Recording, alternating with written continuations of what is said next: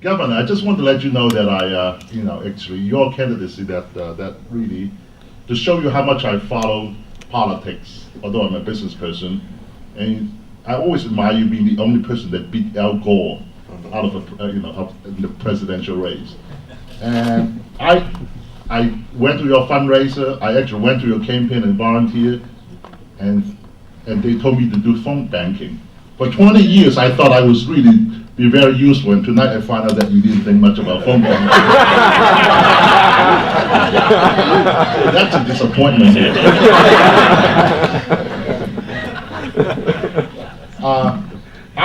The presidential race, I thought it was anticlimactic.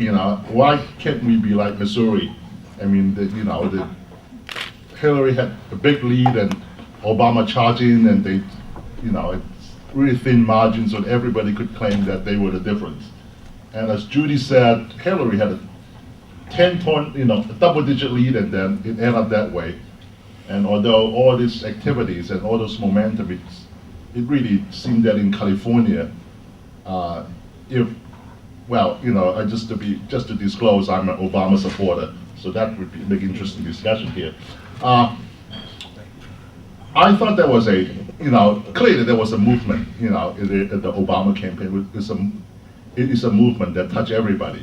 But, it's just like California seemed to be immune from that in the sense that, with all the activities, it's still is Obama, trailed by double digit. Obviously, California is, the voter population is diverse. And some of the Latino population, as well as the Asian, is probably they value relationships and they need to feel comfortable with the candidates that would make a insurgent campaign very difficult. That's my personal view, and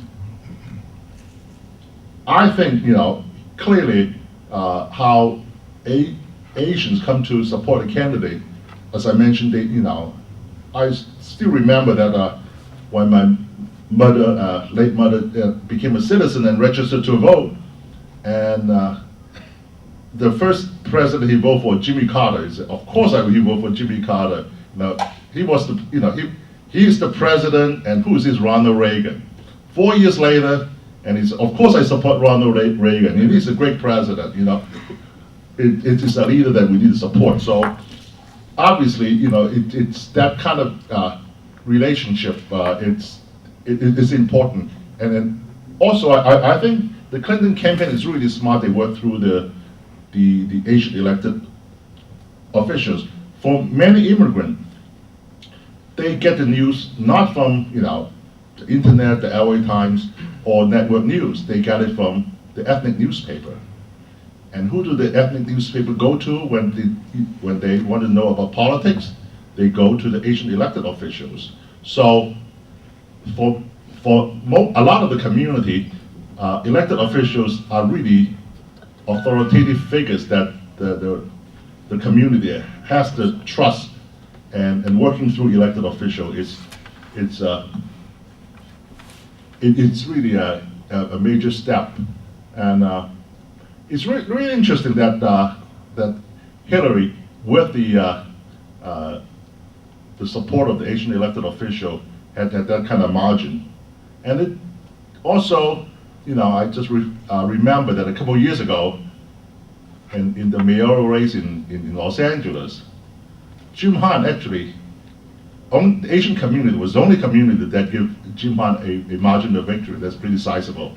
So that's another interesting observation. And I assume that the current mayor, Antonio Villaraigosa, when he up for election, he probably enjoyed the same benefit. And when we talk about the voter participation in the Asian community, I mean, again, it's really a diverse group with different interests. The assumption is the young people that are successful in their careers in schools, they're well assimilated, they would be, they would participate and engage just like any other young people in this country.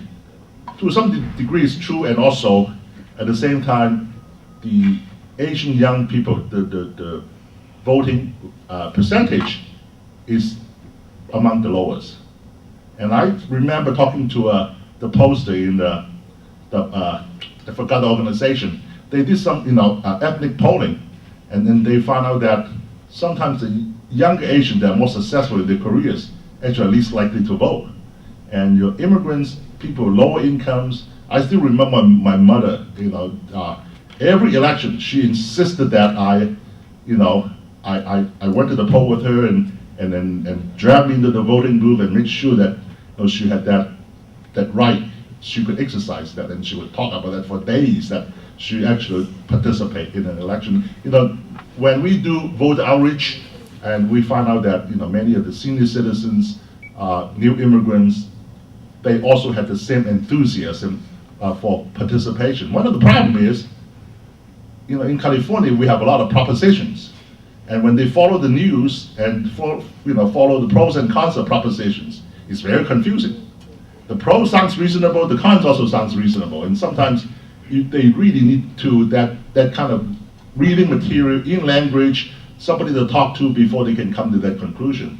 But for a race like presidential, I think it's a lot easier for them to judge a candidate based on the personality, based on everyday life, and I think that's why in a race like that they turn out a much higher number, and in other statewide races, when you have a lot of propositions, and many of the immigrant community, they didn't really feel like they really understand the pros and cons, and sometimes they didn't feel like voting when they didn't understand. So in our effort to get more Asian involved, sometimes it's just the